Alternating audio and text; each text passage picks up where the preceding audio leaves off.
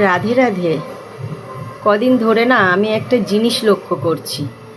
আমার সোনাকে যখন সকালবেলায় ঘুম থেকে তুলতে যাই, তখন গিয়ে দেখি কি ওর বিছানাটা পুরো এলোঝেলো হয়ে থাকে। কেন আমি বুঝতে পারি না।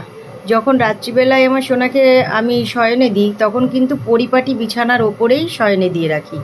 তারপর যখন সকালবেলায় যাই, ওর বাবা তো ঘুম থেকে তোলে ওকে, তারপরে আমি যাই, তো গিয়ে দেখি কি ওরকম বিছানাগুলো পুরো উল্টোপাল্টা হয়ে থাকে। বুঝি না আমার গোপাল সোনার কি নীলা। যাই হোক, তারপরে সোনাকে তো নিচে নামিয়ে আবার বিছানাটা পুরো পরিপাটি করে সুন্দর করে পেতে দিলাম, আর সোনার জামাটা চেঞ্জ করে সোনাকে বসিয়ে দিলাম।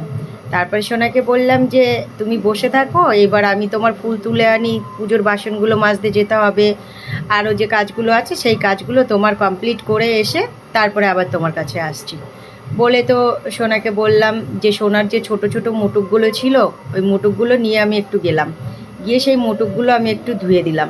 এই যে 3টে মুটুক আমার সোনা, ছোট সোনাদেরকে আমি পরাই, তো সেগুলো না একটু কেমন কেমন হয়ে গেছে, তো সেগুলোকে আমি ধুয়ে একটু নেড়ে দিলাম। তারপর আবার সেই দেখুন আমার উঠোনের দিকেই একদম সেই জবা ফুল ফুটেছে, 4টে ফুল ফুটেছে। আর ফুল ফুটলে কত সুন্দর লাগে, সকালবেলাটা কত ভালো লাগে দেখতে। একদম উঠোনের দিকে মুখ করেই ফুলগুলো ফুটেছে, তো ফুলগুলোও তুলে নিলাম। তারপরে ফুলগুলো তুলতে গিয়ে ভাবলাম, এক মনে ভাবছি কি লাল ফুল দেব, আবার ভাবছি না আমি দেব, বলে ফুলগুলো তুলে নিলাম। আর এই যে সাদা ফুল গাছগুলো আছে না, এত রোদ আর এত গরম, ফুলগুলো সকালবেলায় ফুটতে ফুটতেই নেতিয়ে পড়ছে। তারপর তো ওখান থেকে কিছুটা ফুল নিলাম, গাছটাও বেশ ভালো লকলক করছে। তারপরে ওখান থেকে কিছুটা ফুল নিয়ে, মানে সব গাছের থেকেই কিছু কিছু করে ফুল আমি নিয়ে নিলাম।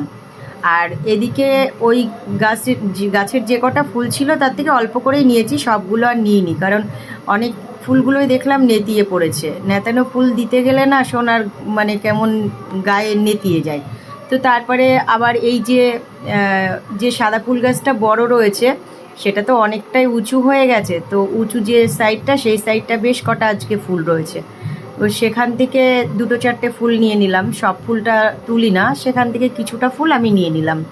তারপরে সাইডে দেখুন এই যে কামিনী গাছটা আছে না, এই কামিনী গাছটায় আবারও কড়ি আসছে, আর যখন কড়ি আসে না তখন বৃষ্টি হয়। তো তারপরে এই যে নীলকণ্ঠ গাছটা আমার ছাঁটা হয়নি, আমি ছেটে ছেটেই রেখে দিই, তো সেখানেও দেখলাম 2টো ফুল হয়েছে। আর যেখানেই ফুল হবে সেটা তো আমি গোপালের চরণে দেবই, কারণ ফুল যদি আমি গোপালের চরণে দিই তাহলে ফুল গাছটারও সার্থকতা হবে। আর ফুল তো ফোটে ভগবানের চরণে যাওয়ার জন্যেই।